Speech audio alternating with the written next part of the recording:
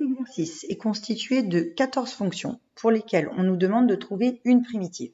Donc quand on nous demande une primitive, on ne va pas s'embêter, on va mettre celle pour laquelle la constante est nulle. Donc à chaque fois, on va noter en majuscule la primitive qu'on aura choisi de déterminer pour la fonction en question. Donc grand f de x admet pour primitive x puissance 4 sur 4. Le x au carré va admettre comme primitive x cube sur 3, donc on va avoir moins 3x cube sur 3, donc moins x cube. 3x va admettre comme primitive 3x carré sur 2. Et moins 1, on va obtenir moins x. Ça, c'est pour f de x. De l'autre côté, grand G de x, on a moins 5x carré, donc primitive moins 5x cube sur 3. Primitive de 3x, 3x carré sur 2. Et primitive de moins 1, moins x. Fonction h, h de x, on a 3x puissance 5, donc primitive 3x puissance 6. Donc en fait, le 3 va devenir un demi avec le 6. Ensuite, moins 3x carré, ça donne moins 3x cube sur 3, donc en fait, moins x cube, et plus 2x. I de x, 4x primitive, ça donne 4x carré sur 2, donc en fait, ça nous donne 2x carré, plus 1, donc ça nous donne plus x, moins 3 sur racine de x. Alors, on sait que la dérivée de racine de x, c'est 1 sur 2 racines de x.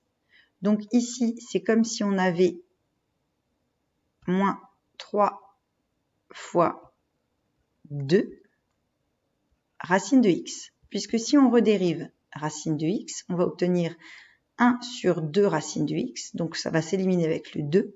Il nous restera bien moins 3 sur racine de x. Fonction j de x. On a moins x4, donc primitive moins x5 sur 5. Plus 5x, plus 1 sur x carré. Alors, 1 sur x carré, on a moins 1 sur x carré qui est la dérivée de 1 sur x. Donc, 1 sur x carré va être la dérivée de moins 1 sur x. Donc ici, on a moins 1 sur x. Ensuite, x cube moins 1 sur x carré. Donc, k de x s'écrit comme x moins 1 sur x carré. Donc, une primitive de x, ça va être x carré sur 2. Et une primitive de moins 1 sur x carré, c'est plus 1 sur x. La fonction grand L de x.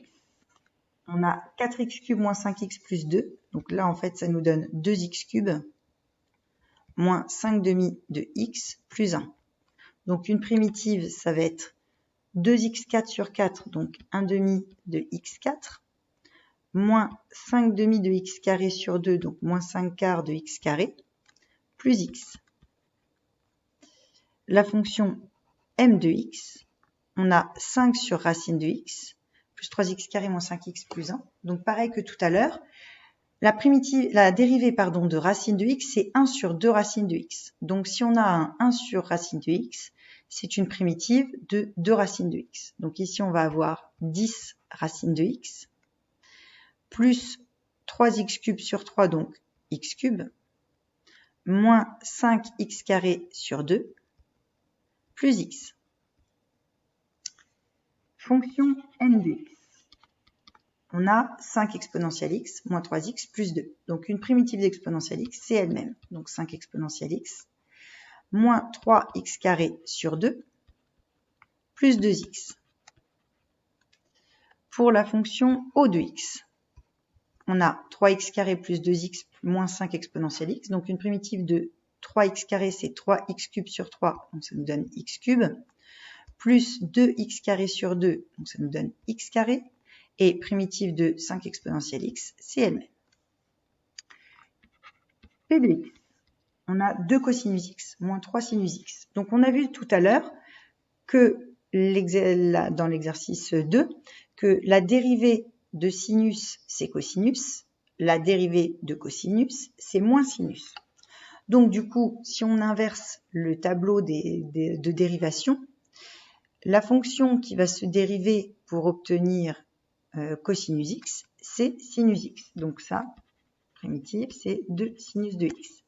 Et la fonction qui se dérive pour obtenir moins sinus x, c'est cosinus.